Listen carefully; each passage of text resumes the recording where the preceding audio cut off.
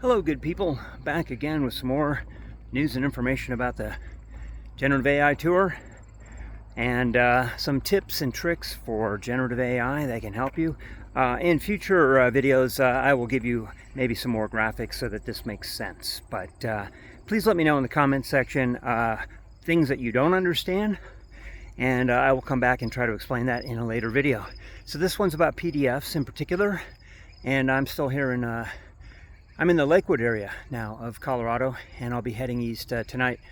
But so what you can do is you can take any website, and if you're in Chrome, you can go to the File section and save that page as a PDF.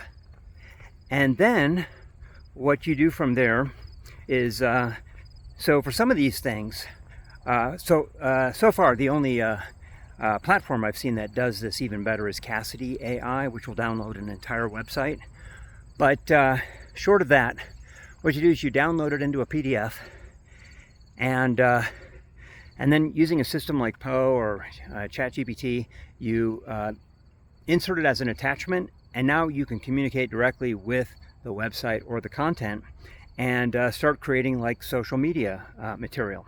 So recently I was given a financial report, and one of my projects was to turn that into social media content for the company. Now the report wasn't specifically directed to it was general information, general financial information about chief financial officers, but several of the items in the report indicated that the service that this company that I was working for provided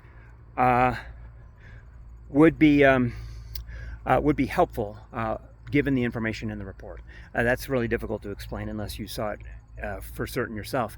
But what this means is now you can take any content, any long report, whether it's a legal report, policy analysis, something that's in your field.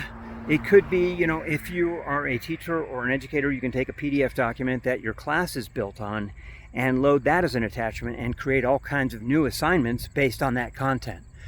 For more information about this, go to my site, glidercell.com.